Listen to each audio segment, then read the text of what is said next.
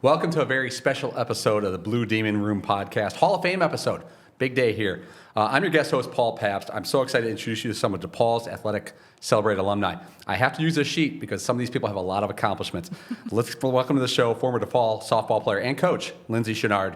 Lindsay, congratulations being in the Hall of Fame. We're going to get into the Hall of Fame, but thank you. One of 3 DePaul softball players to earn first-team All-American. Do you get like a jacket or a hat or a certificate? Do you know what I really wanted? I wanted my banner in the gym. All the first-team All-Americans have banners in the arena. You want us to check? Want me to check on this? Well, when I was coaching, it was never there, and that was one of my goals. I was like, I want one of those banners. That was the goal. I'm going to look into this on your behalf. I appreciate that. 2003 Conference USA Player of the Year, DePaul's career leader in all-time wins and appearances, 108 and 164. You coached 2007 College World Series. Let's get right to it. How do you get the call that you're a DePaul Hall of Famer? So it's actually a funny story. The head coach at DePaul now, Liz Jagelski, texts me and she's like, Dwayne is trying to get a hold of you. I was actually on vacation in Mexico. And so I was not getting Dwayne's calls. I was in vacation mode. But I did end up connecting with Dwayne after I got back, and it was awesome. It was unexpected, and I was just really grateful to be able to be a part.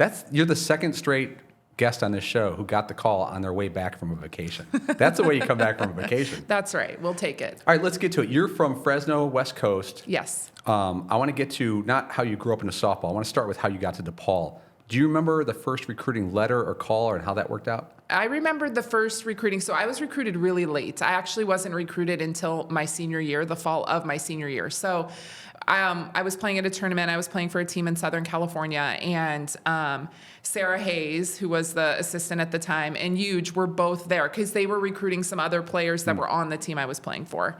And so after the tournament was over, they waited to speak to me after the tournament. And that was the first contact. I honestly didn't even know where Chicago was. I had no concept of what DePaul was, where DePaul was. Because DePaul University doesn't have Chicago attached to it. Right. Did you know? No. And even when they said Chicago, I was like, I mean, you're 17 years old. I mean, you just have no idea where anything is. And once I came on my trip, I just fell in love with the city. I fell in love with the campus. I wanted to leave home. I wanted to go somewhere with a big life, like a big city life.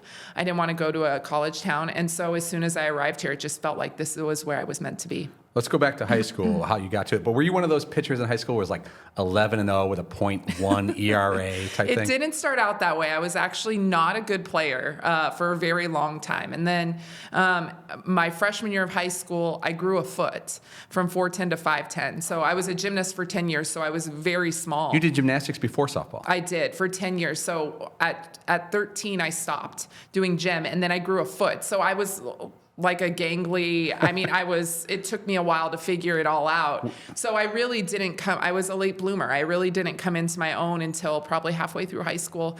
And so I was really late to the process. But our senior year of high school, we were very good. We were actually national champions, our high school was. Look at being humble. I know.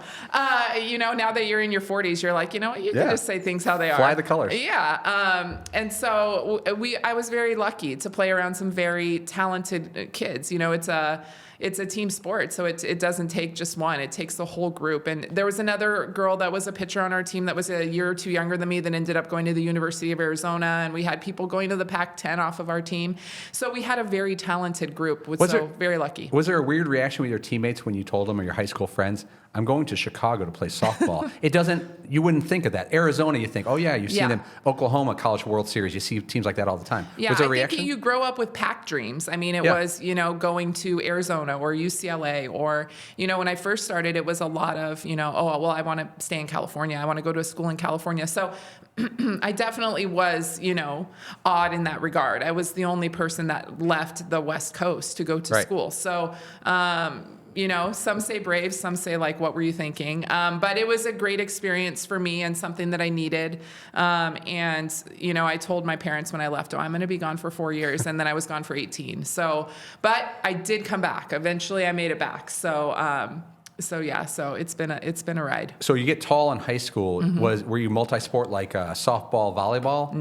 No. I had a very strong like spandex phobia, so I would not play volleyball because I didn't want to have to wear the shorts. That's not an official medical designation, spandex phobia. I just looked it up. Yes, I know. I probably should have played volleyball, but no, I never played anything else. And I'm one of four, and both of my sisters also were pitchers. It was one of the things where if somebody's doing this, we're all doing this. So we all went to pitching lessons, and then my dad sat in the front yard, and then we all pitched, so it was like we were all playing that sport. And, now kids designate so early. I wish I would have played more sports, but I heard you were a cheerleader in high school? Yes. Somebody Is that okay to bring up here? Somebody let that sneak out. I was, and it was one of those things that I really wanted to do it, and because of gymnastics. Yeah, because of the gymnastics component, and it was fun. But it wasn't like a competitive cheer situation. But yes, the softball girls were like, "Don't tell people that." So yeah, because most people who cheer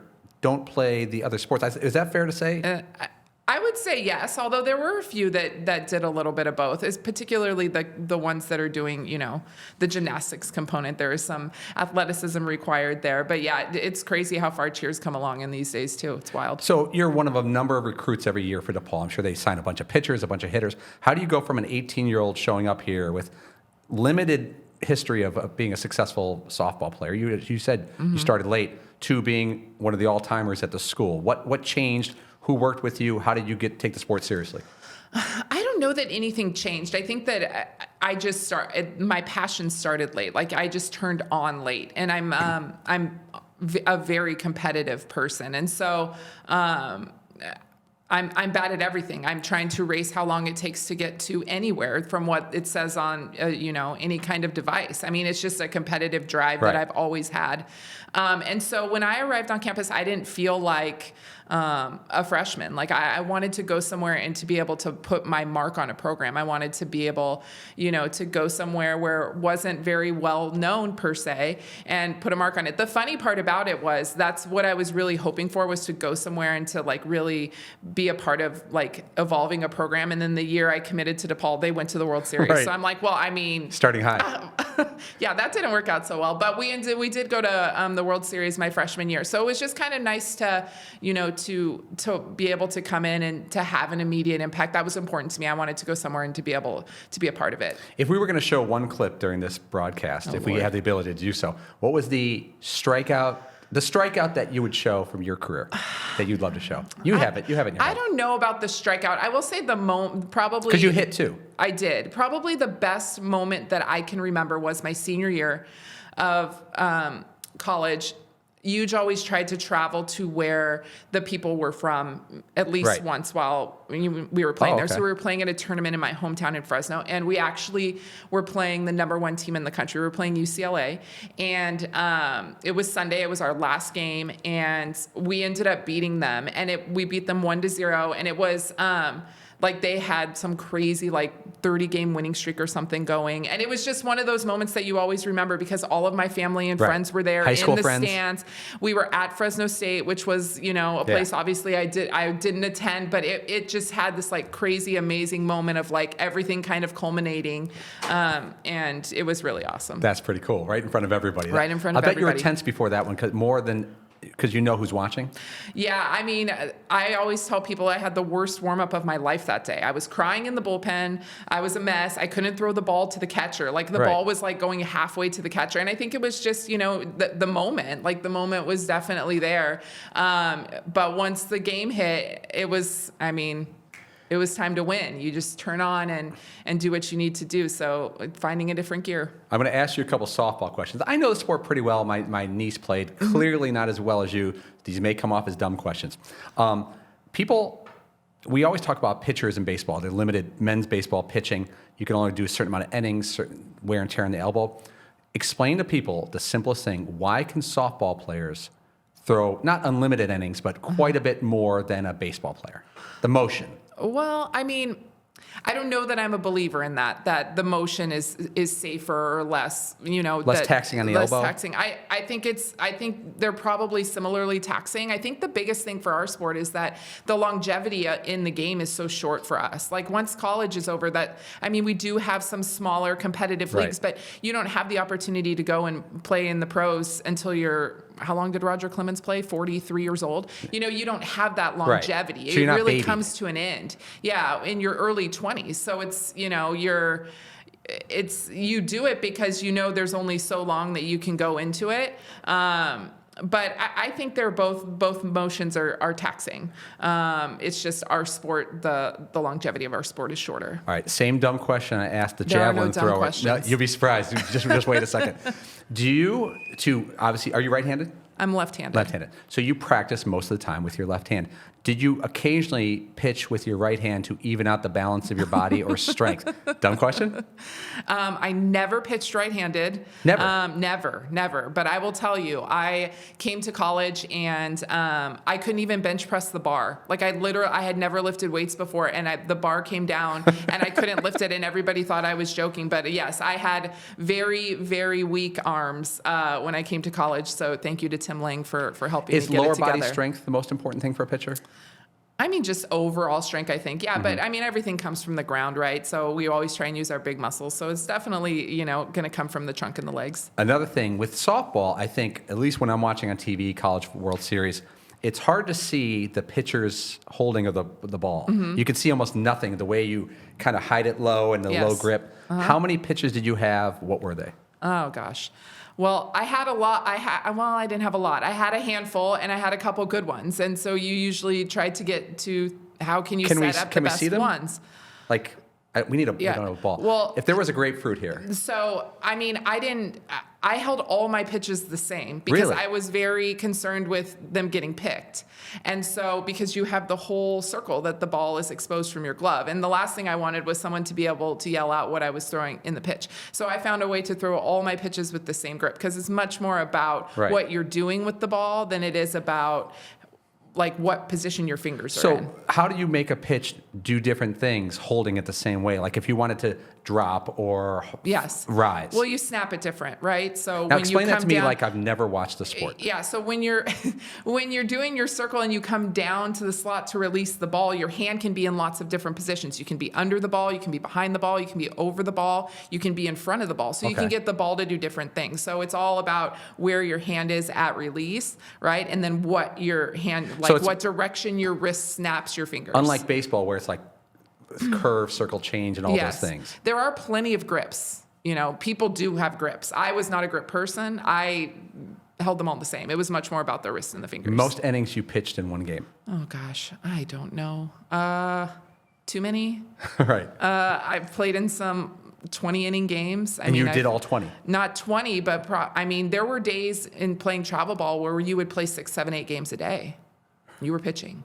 Well, I was pitching. I was like, I am pitching. Right. So I don't care if I'm tired. I'm pitching. It does feel like your sport is really having a great couple of years with notoriety, NIL. I saw NIL, Oklahoma paid for this pitcher from another school, and it's gotten down to women's college softball, and it feels like ESPN has been the home for the sport. And really, if you watched it this spring, it was easy to find the games on national TV quite a bit. Yeah. Do you see the game has really grown. I mean, it's wild. I think about when I came to college, and one of the first tournaments we played in was in Alabama, and Pat Murphy is still the coach there, and they were just building their stadium. And I remember Huge and Pat talking about like how the game is going to grow and how in the next 20 years we're going to be on TV and everybody's going to have big stadiums. And at that time we were like, oh yeah, you know, that's not going to be the case. But 3,000 people. It's really wild how, and I mean, I even look at the World Series now, and when I played there in 2000. I mean, the way the stadium has grown and been built, and just, I mean, our game is fun to watch, and it's exciting,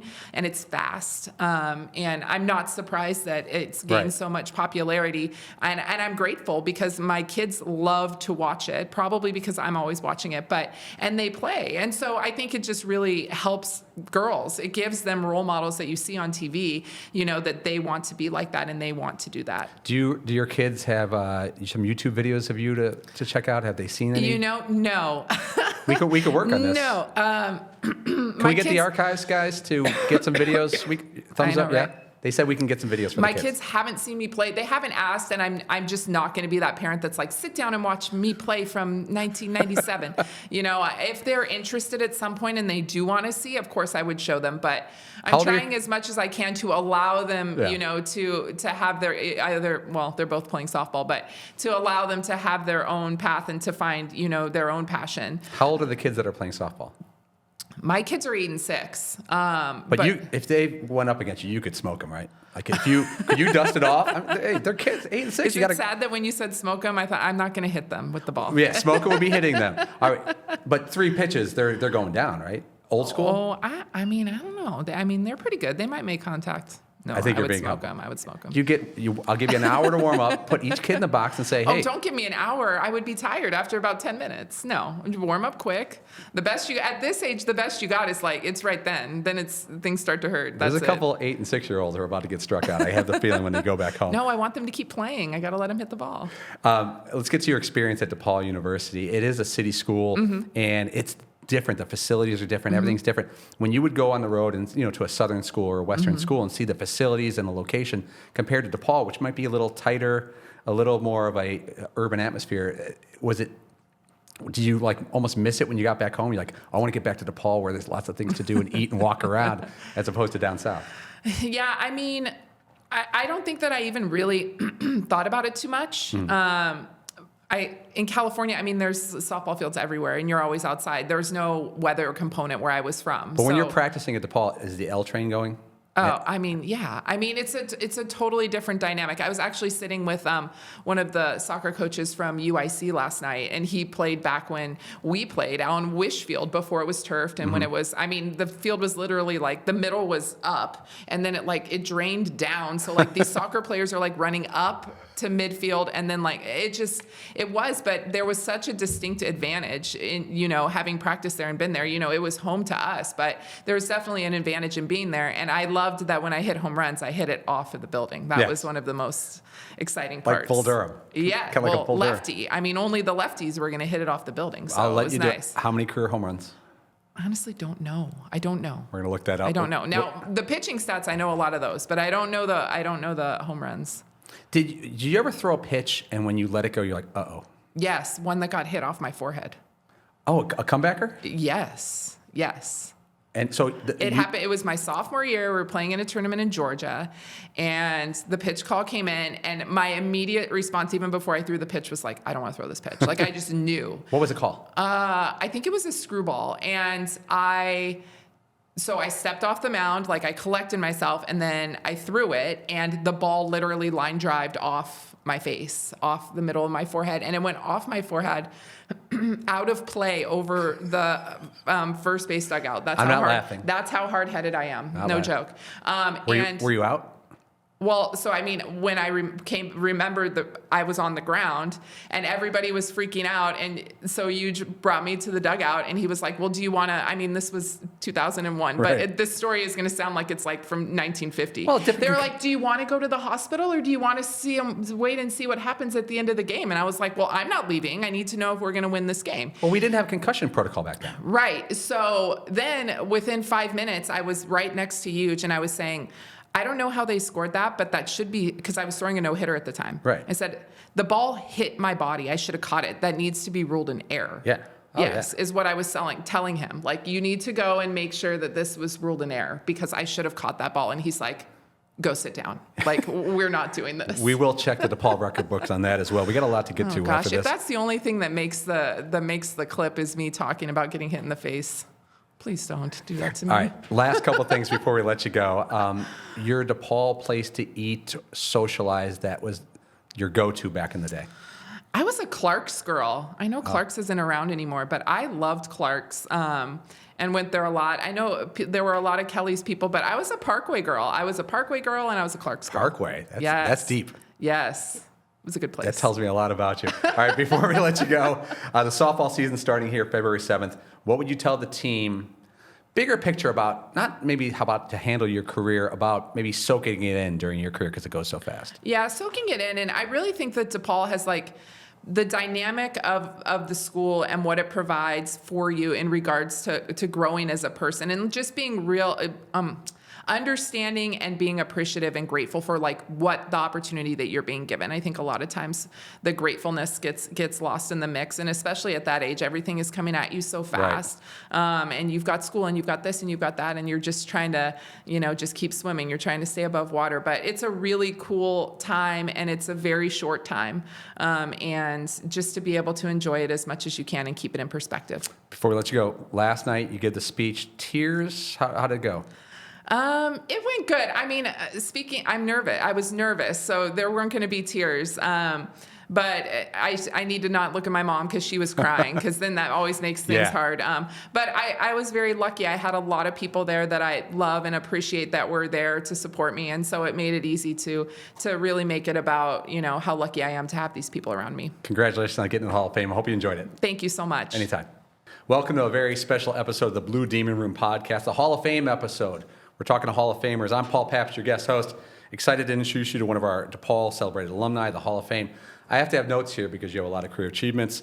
Let's get to DePaul, former basketball player, women's Allie Quigley. Thanks for being here. Thanks for being inducted into the Hall of Fame. With every person who I've asked, when did you get the call, and what was your reaction about being in the Hall of Fame? It was a couple months ago. I was in New York. My wife was playing for the Liberty there, so Dwayne called me. I had a feeling it was something, but I wasn't sure what it was. Right. But, I was shocked. I wasn't expecting it necessarily, so I was just really excited. And you don't get very many chances to come back and just reconnect with people, so I was just looking forward to that. When you get the Hall of Fame call, what's the first call you make? I probably texted my family group chat and just told them, like, hey, I'm in the Hall of Fame, and put this date, on your calendar. Who freaked out in the family the most? Probably my sister. She's always so happy for me, and she celebrates me the most, probably. Older or younger? Younger. Because usually it's the older sister that beats up on the younger sister, and then the younger sister becomes better because they had to go through it. How did it work with you two? She was always more of the loud, more leader type. So I always kind of looked to her more as an older sister, even though I'm only 18 months older than her, so it wasn't too much of an older sister. But yeah, I always looked up to her just because she's got that coach leadership gene in her. So you played ball at Joliet Catholic, not too far away from here. What level were you in high school, and how many recruiting offers did you have? Well, it was back when they wrote letters, and I think they just started calling. I had a cell phone maybe my junior year, so I would start getting calls from random numbers. But so you just calls? Yeah, and some letters too. But it was mainly the Illinois schools. I visited Iowa and Minnesota. Those were the other two main schools that I visited just to see. But I always knew I wanted to stay closer to home, and I always knew DePaul was number one. But I think I just took the visits just because. So travel a little bit. Yeah. Why was DePaul number one? Before the recruiting even happened? Yeah, I just had heard about them. Obviously, they were always top 25. I knew they were kind of moving towards the Big East. They were in Conference USA when I first came here. I'm just kind of a homebody, so I know I want to be close to home. But it's different than Joliet. This is the city. Was that you looked at that as a benefit? I was naive. I didn't really know much about the city and what I was getting myself into. But being in Lincoln Park, it's kind of I think a little bit different than being downtown or in the big city. So kind of felt like more of a little neighborhood and like a hybrid. Yeah. So when you get to campus and you're a good high school player, everyone's a good high school player, or a very good high school player if you're going to end up on a DePaul campus or Iowa or whatever school. When do you know this is different than high school? The level of competition, the practice, whatever. Yeah, right away I knew. You're playing with players that are 3 or 4 years older than you, kind of veterans. You had Kyra Smith, Jenny Dant, Charlene Smith. Even before that, we would play open gyms against some of the players that had graduated, and they didn't take it easy on us, the younger players at all. So I knew right away, it's this is going to be tough, challenging. So, I just kind of got lucky, but not in a way. But one of our seniors kind of got hurt my freshman year. Otherwise, I probably wouldn't have played as much. So, surprise minutes. Yeah. Now, were you a deep shooter in high school? Was it ever discouraged on the high school level before the Steph Curry era? You played kind of in both. Was it discouraged shooting deep in high school? I don't remember it being discouraged, but I just don't remember us doing it as much. I feel like I was one of the taller players on the team, so I could shoot it, but I was a little bit closer to the rim. They wanted you to stay more close. Often, yeah. And obviously the three-point line was kind of right at the top of the key, which feels so short now compared to 2 or 3 feet back. So I don't know if I really jacked that many threes in high school. You made up for it. Yeah. When you got to DePaul, was there a coach or a teammate or that helped you out and kind of got you to the next level where you're like, oh, I'm now a serious college basketball player? Not that you weren't when you started, but someone who helped you to the next level. Yeah, I mean, Coach Bruno, obviously. And then Sam Williams was one of our assistants. She really took me under her wing and just was always giving me confidence, you know, going to get coffee or going to a cafe and just, like, telling me how good I was, like, things that I didn't really believe yet about myself. So just her always on me and letting me know I could do more than I thought I could. So. When you get to the program, you start playing big-time schools, do you remember the player you faced either as a freshman or sophomore on the road or at home where you're like, oh, my gosh, this person's nuts, the opposing player? Yeah. I mean, once we got to the Big East, the competition was just crazy. And from Rutgers to UConn and Notre Dame. Let's start with you. I'm going to go back to UConn because UConn has been a heavyweight since the 90s. Yeah. Was it on the road or home versus UConn, your first UConn game? The first one, I would say, I don't really remember. But I'm going deep. no, the one that stands out the most is probably my senior year when we were up 18 on senior night. Maya Moore, Tina Charles, Renee Montgomery. Yeah. And we just blew it. We just blew an 18-point lead. I didn't bring it up. No, it's hard not to forget that one. So. But when you play a UConn, and you guys are a quality basketball program, when you play a true heavyweight that's been, they had seasons where they had 38-0. It's intimidating, but when you get to the court, does it just all go away? It does. Probably after the first few minutes, you're still kind of like, oh my God, I'm playing UConn. And right. I mean, I think during that span, they were probably on one of their 110-game winning streaks. Like the Breanna Stewart crazy. Run? I wasn't there when I was a little older than her, but yes. Yeah, I think it started before she got there, and we played against some of those really good teams. So, but then obviously once you start, doing well and realize, we can put the ball in the basket just like you guys, it kind of goes away. You're known as a deep shooter. Your history, you have a lot of threes, obviously. I always look at the Steph Curry arrival in 2015-16 as the opening, not just to shoot threes, but to shoot 27-footers.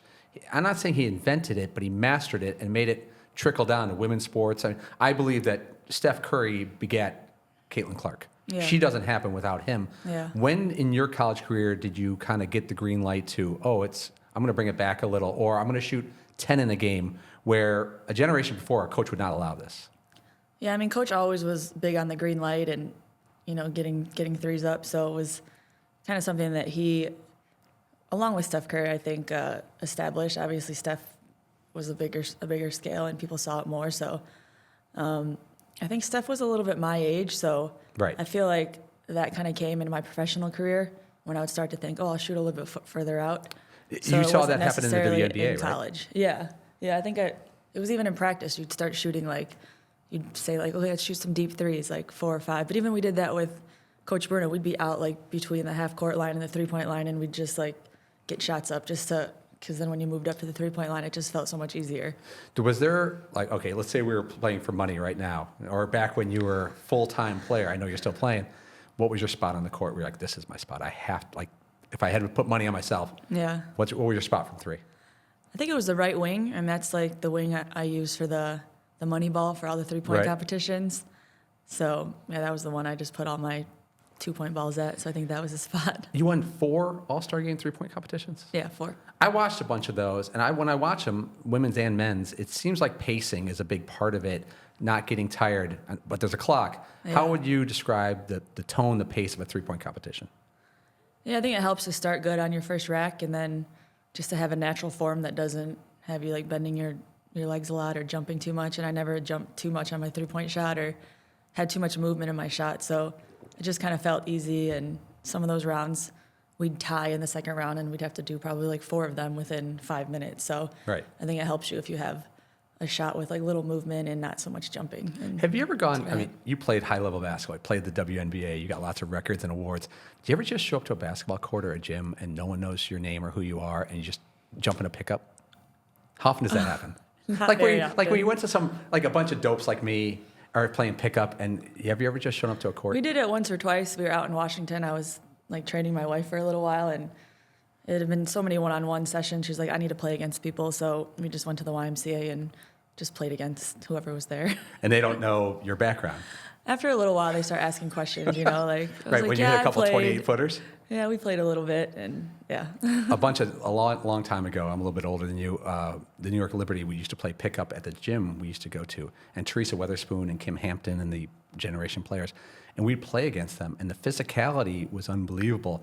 I don't think people, I don't know if the word respect or understand. I have a theory that women's college basketball and pro basketball is actually more physical than men's these days. The men, I think, shoot so many threes and stay outside. I don't see men's basketball diving for loose balls on the college or pro level. I look at the WNBA and I look at college basketball. I see the women's game, I really believe this, more physical than the men's. Do you get what I'm saying there? Yeah, I do for sure. I mean, You play it. I've been hit by a lot of screens that people twice my size. So yeah, I just think it's just more of our style because whether it's the athleticism and just physically what we can do versus men. And the women's game embraces the pick and roll so much more. It feels like it's gone out of the men's game. The pick and roll is still vital to your game. If you were talking to a young athlete who wanted to get into college basketball or basketball in general, and women's sports, basketball, your sport, has never been bigger, what would you advise them of how to get into basketball, 6, 7, 8, 9 years old, multiple sports? What general advice would you give a young person?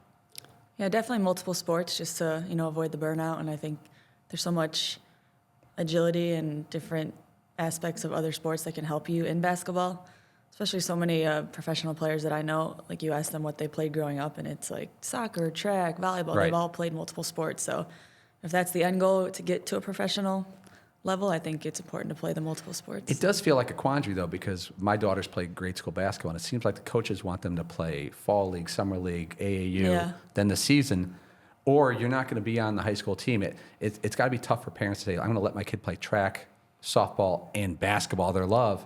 Yeah. And it's got to be a tough thing for young people. Yeah, I mean, you just got to kind of put your foot down, I think, and make that decision. I think in high school, a couple times we'd have our volleyball summer trainings, and I'd have to miss them because there was a really important basketball AAU tournament or something. Right. So eventually one sport's going to separate, and you're going to have to give that more attention. But I think that if you talk to the coaches, hopefully most will understand. Your favorite shot that you made at DePaul, if we had to show a video of a shot you made in the DePaul game, who would it be and who against? Or maybe it's not a shot. Maybe it's a diving for a loose ball or a charge you took, but the play you'd like us to show. I'm putting you on the spot. I know, I can't. I'm trying to think of a See, the shot. problem is you hit too many three-pointers to wiggle it down. Yeah. I'll come back to it? Yeah, come back to it. I'll think a little bit. Okay. If I had to take you off the board and you needed a shot to save your life, a three-pointer to save your life, men or women all time, who would you pick? Steph Curry, for sure. Yeah, from anywhere? Yeah. He's my favorite player, so. Have you shot with him? No, I haven't. No. Really? That would have been cool, though. What? We met like once or twice, so that was cool, but we never got to shoot together. I watch his warm-ups, and he seems to be performing in his warm-ups in the NBA. But he also, I don't know if he invented it, but the form from around the basket and walk it back out there. Was that the warm-up drill when you grew up? Yeah, it was always, start close. Even if you go to Doug Bruno camps, it's always about even using one hand first and going through all the steps close to the basket and then moving further out. So, but yeah, he definitely puts on a show, Steph Curry, for his warm-ups. Did you ever hit a three on someone and say something when the ball was in the air? Or yeah, you did. I wasn't really that tight, but or turn the back. Maybe in my head I said something, but did you ever have a game in college where there was like, what was the grudge match for DePaul back in the day? What was the team that you needed to beat? It was always Marquette. They were a big rival, but at some point Notre Dame became a team we just hated to play. And they were good. Yeah, they were very good. But we had their number, I think. They got a lot better, I think, after my years, Notre Dame, going to Final Fours and whatnot. So I think those two, just because they were so close, we drive to the games and a lot of competitiveness there. So your career is interesting because it's ongoing, but it's also started with where I think women's basketball the past 10 years, like I said, if it's a stock, it's the best growing stock in sports. A lot of it, you can't put it all on Caitlin Clark. It's not a one-person thing. It's happened over the past 10, 12 years, ESPN and all this stuff. But if you look at college basketball, if I told you when you were at Joliet Catholic or starting at DePaul that the Iowa-LSU game would be one of the sporting events of the year last year, one of the biggest tickets and biggest ratings, and it would blow away some of the men's college basketball games. The women's college basketball was watched more last year than men's college basketball. If I told you that a decade ago, what would you have said? I'd say it's about time. Like we all knew. So, I mean, it's just unbelievable to see how it's grown. And, it used to be, UConn, Tennessee, their gyms would be just full, just a select few schools. And now, like you said, I mean, there's so many different schools that are South Carolina emerging. Like you said, Iowa, I mean, just filling it up. Even now when she's gone, I feel like they're still probably selling out. So it's really cool to see where the sport's gone, and I know it's just the beginning. It's fantastic. It's getting coverage all over the place. Juju Watkins and Hannah Hidalgo and all the different players that are playing now. All right, let's go back, a little personal stuff. When you were at DePaul, favorite place to eat, favorite place to socialize? I think after socialize. Yeah. After Family shop. After the games, we would always go to Tomato Head, this pizza spot. I don't think it exists anymore, but it was right down the street. My family's big on pizza, so even with the Sky, we'd go to Paisanos after every single game. I'm like, can we go somewhere else maybe? But Tomato Head, it was pretty good pizza. And with out the team. To socialize, I was with my family usually. Oh, okay. Yeah, they were just, there's always 10 of them or some. So where was around. the later place? The later place? Well, once I was 21, we would Nice. Family show. just go around the corner to probably McGee's. Is that still there? Yeah. McGee's or Kelly's Pub. As long as Doug wasn't there, because he liked those spots too. Oh, you'd walk in and Coach would be getting wings? Here and there, not a lot, but we knew he liked that to go That's- there. So if he was there, we just left. Calling audible. All right, if I told you when you were at Joliet Catholic, you'd be here today in DePaul Sports Hall of Fame, you'd have said what? I wouldn't believe it probably. I don't know, it just means that I've played a long time, had a lot of amazing people around me. I've been lucky just to do most of it in Chicago, in my backyard, just to have everyone here supporting. It wouldn't be the same if I was, out in California or just somewhere else. It wouldn't feel as right. So just feel very lucky to be right here at home. Your speech last night, tears, emotion, get choked up, or do you hold it together? I hold it together because I'm a little bit more nervous about the actual speech than what I'm saying. So, Right. Yeah, it was good though. Thanks a lot. It's great meeting you, and congratulations on the Hall of Fame. Thank you so much. Anytime.